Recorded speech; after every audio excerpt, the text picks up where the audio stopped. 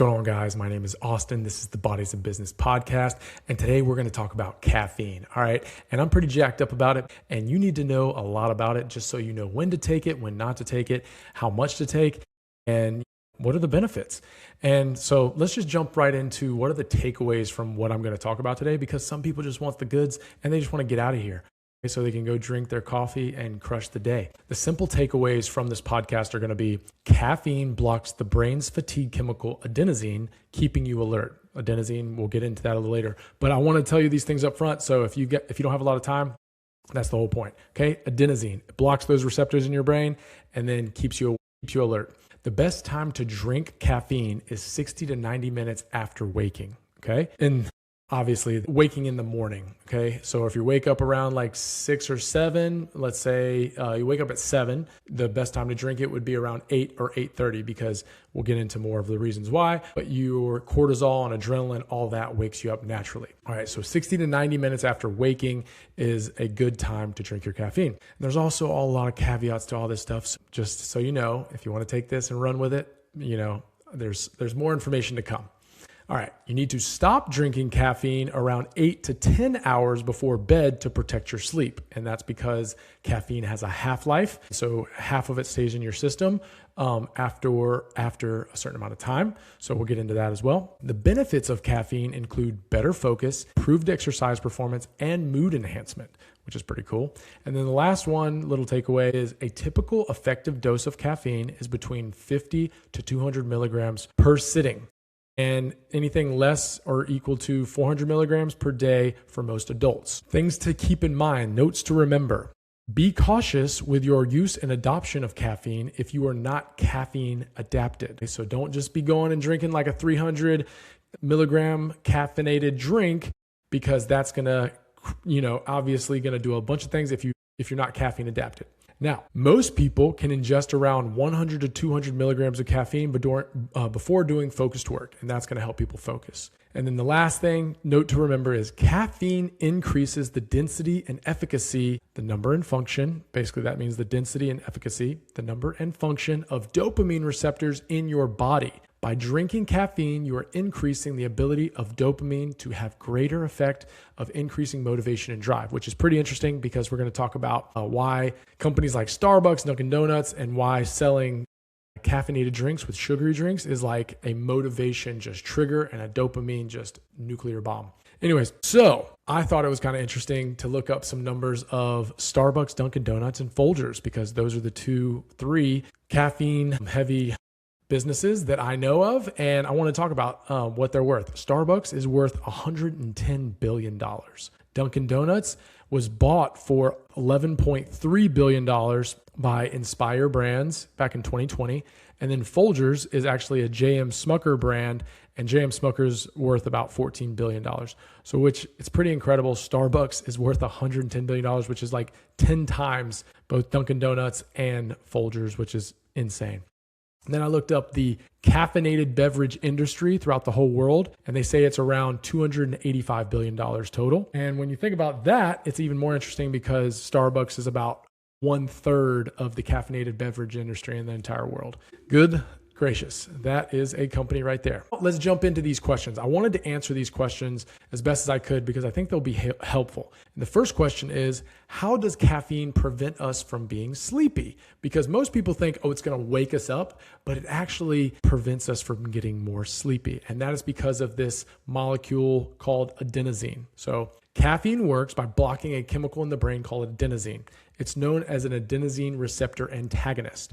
So basically what happens is you have these adenosine receptors in your brain, and when you burn this energy called ATP, which is adenosine triphosphate, adenosine is the byproduct that actually latches onto these adenosine receptors and tells you that you're getting more sleepy. And what happens is, throughout the day, you burn a lot of energy, a lot of ATP, and all this adenosine accumulates in the brain. And then when you go to bed, your body actually clears out that adenosine from those receptors, so that the next day you can add more receptors to it. And so then it's a cycle. Every day, those adenosine receptors get adenosine attached to them, and then it makes you sleepy. And then the glymphatic system I think, yeah, lymphatic system, actually clears away that adenosine at night, and then we're good to go for the next day. So that's the cycle that happens. And that's just something good to know, that caffeine actually locks into those adenosine receptors. That's the whole point I was telling you about adenosine.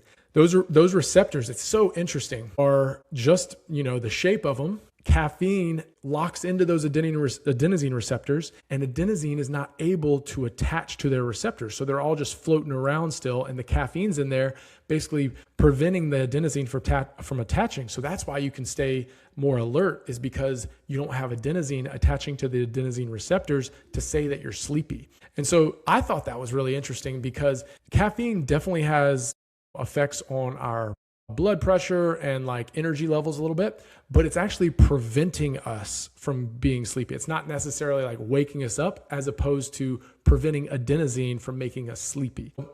That's something good to know. That's how caffeine prevents us from being sleepy. What's the optimal time to ingest caffeine? We already talked about it. It's 60 to 90 minutes after you wake up. All right. And so when you wake up, your body naturally releases cortisol, hormone that promotes alertness. Cortisol peaks in the first hour after waking. All right. So we want our cortisol to actually wake us up naturally, so that we're not always relying on that caffeine to make us feel like we're awake.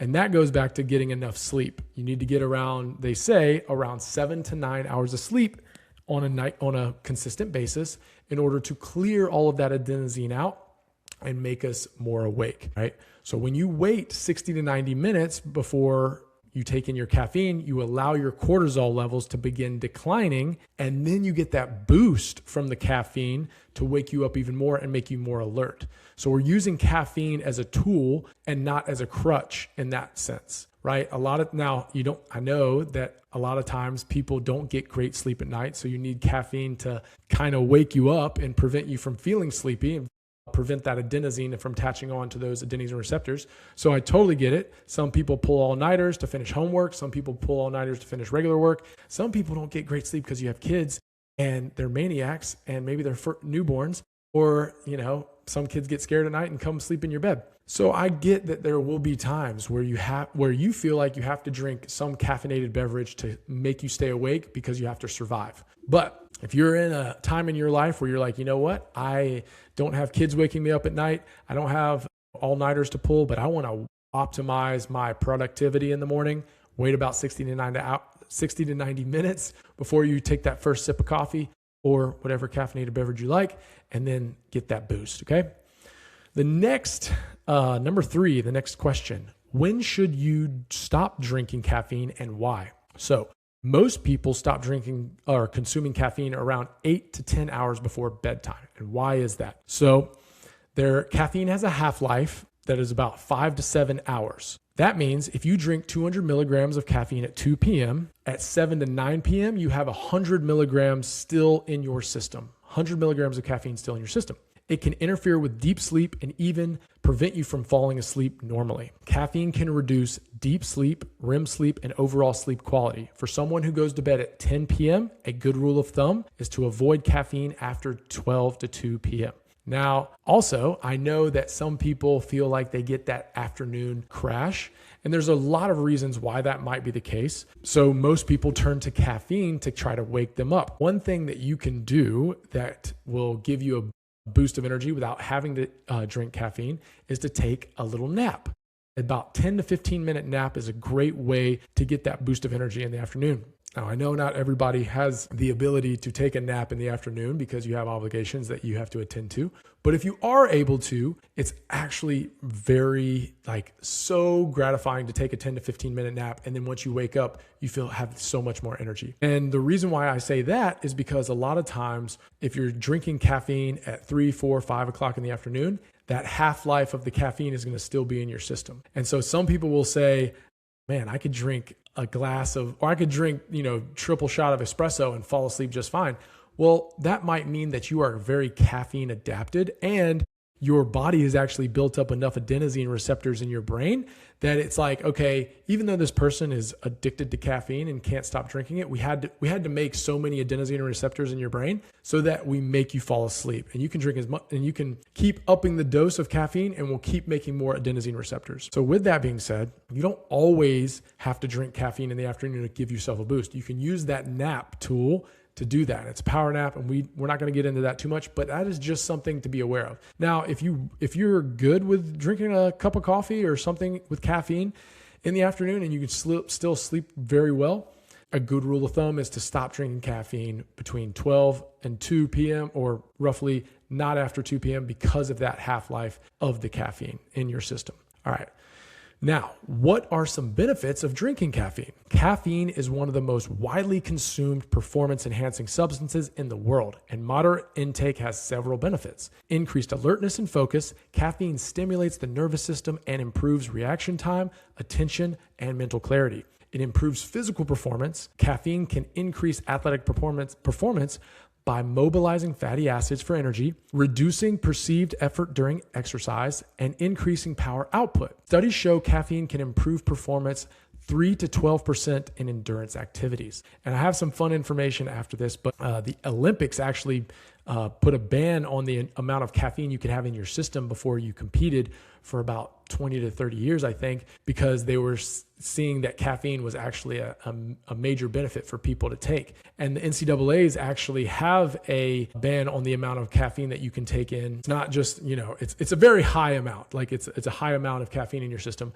but caffeine is such a beneficial substance that can increase performance when it comes to athletics and other sports. So, number 5, what is the suggested amount of caffeine in a single sitting? For most adults, a reasonable dose of caffeine per sitting is about 50 to 200 milligrams, okay? Examples, a small cup of coffee is around 80 to 100 milligrams. A standard cup of coffee is around 120 milligrams, and an espresso shot is about 60 to 70 milligrams. Some energy drinks are 150 to 200 milligrams. And a good rule of thumb for anybody who's just now starting out drinking coffee or caffeine in general, many performance studies show that optimal dose for alertness and performance is around 1 to 3 milligrams of caffeine per kilogram of body weight. So an example of this would be a 180-pound person is 82 kilograms. So that means 1 to 3 milligrams of an 82-kilogram person would be about 240 milligrams of caffeine in one sitting. Okay. And that's going to vary depending on if you're caffeine adapted or not. So that's a good rule of thumb, 1 to 3 milligrams of caffeine per kilogram of body weight to go off of. And that's pretty much it, guys. I wanted to give you the quick down and dirty. The simple takeaways from that, once again, are caffeine blocks brain's fatigue chemical, adenosine, keeping you alert. The best time to drink caffeine is 60 to 90 minutes after waking. Stop caffeine drinking 8 to 10 hours before bedtime because of the half-life of caffeine in your system. Benefits of caffeine include better focus, improved exercise performance, and mood enhancement. And a typical effective dose is 50 to 200 milligrams per sitting and less than or equal to 400 milligrams per day in the adult. All right. So go, and if you want to stop listening, you can. Hopefully that was helpful. But I thought these were kind of interesting topics on the sports side. The restriction of caffeine from 1984 to 2004, athletes with enough